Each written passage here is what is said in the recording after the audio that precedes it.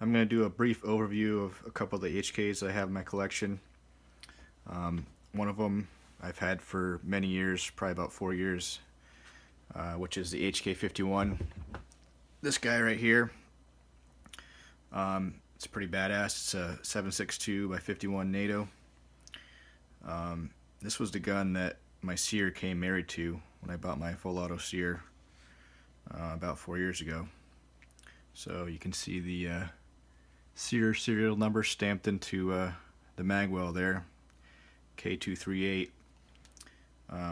This is a Vollmer conversion, probably made back in the mid 80s off a converted HK91. He remarked it to HK51. IB date code, which is 1981. But anyway, I'll show you that a little bit later.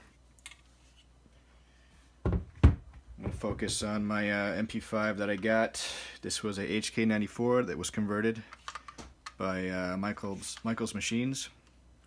It's obviously 9mm, and I had him put a genuine HK MP5 barrel on there and refinish it. Did the paddle mag release, and I don't know if you can see it in the camera here, but he remarked it to HK MP5. And this was originally a Department of Corrections gun that was used back in California in the 80s probably, or maybe early 90s.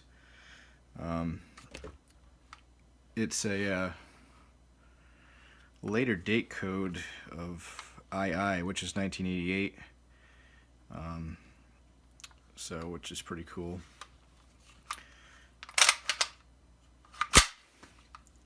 But this has my Sear in it currently. Full auto Sear pack. And I could break it down and show you about the Sear real quick.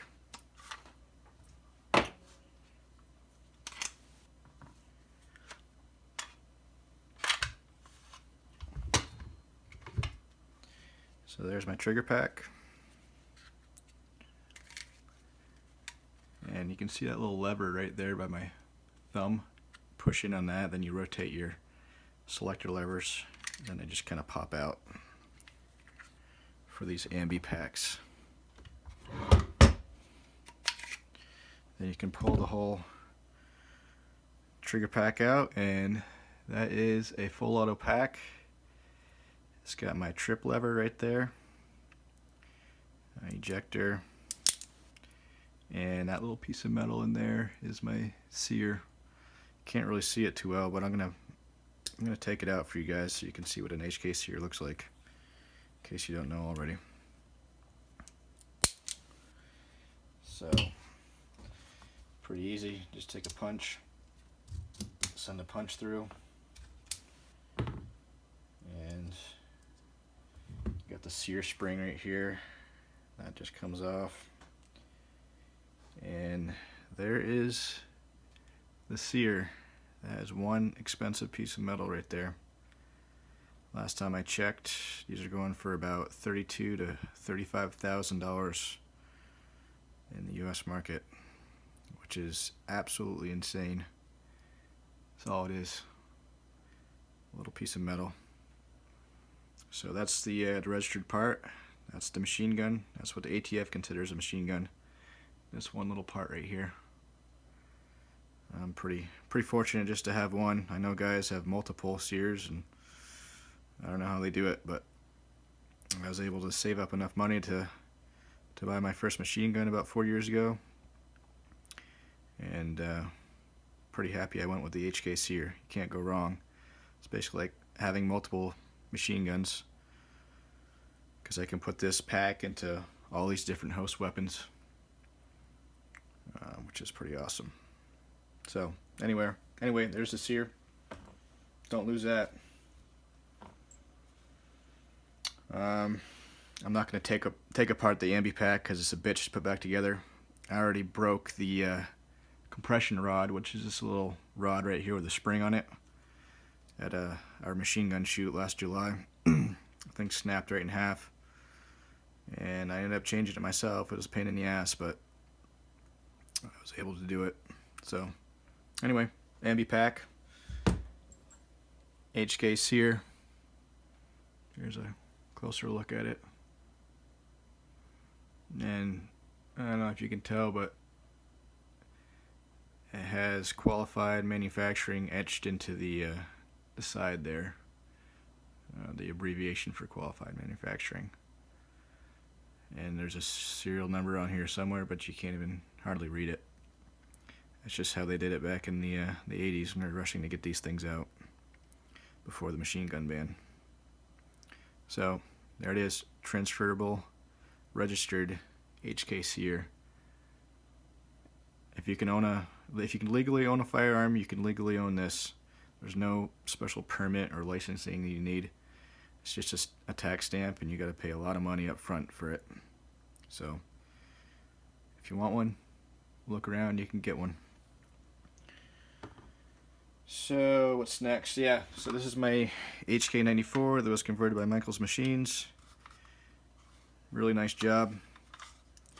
Like I said, it's got a genuine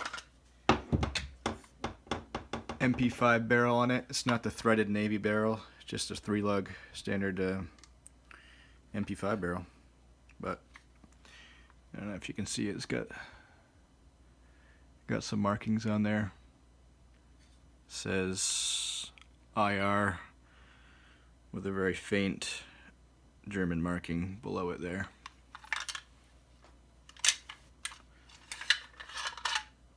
And he engraved my trust info on the rear tang there, which is nice. And there's the bolt group. I don't know, I'm not going to take it down. You guys seen plenty of videos probably of how you disassemble these things. But that's a full auto carrier. Genuine MP5 full auto carrier. It's not rewelded. But this thing runs awesome.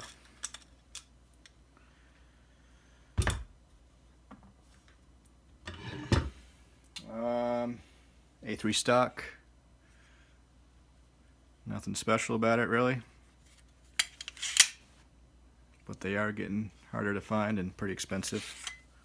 This is not a US made one. This is a real German MP5 stock.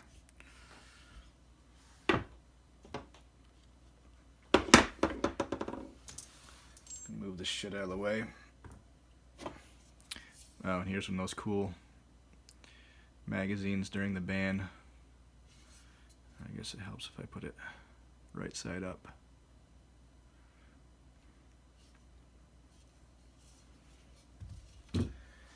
And next is the HK51. This is registered as a SBR. Looks like it has a machine gun pack in it, but it's just a SBR with a 4-position housing, semi-auto. So,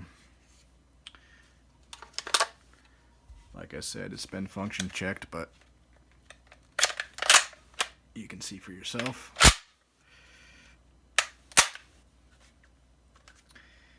And yeah, this was an HK91 converted by FJ Vollmer back in the 80s. So this is not a PTR or clone. This is a real build off of a HK91. So pretty slick. It's got the convex A3 stock. And this thing is pretty fun to shoot. If you saw some of my other videos, you can see it shoots fireballs out like 10 feet. But we call that the meat tenderizer right there. And it is kind of a handful when you get to shooting this on full auto. But it's fun. Crowd pleaser. So anyway, that's just a quick overview of the couple HKs that I own. Some of my all German guns.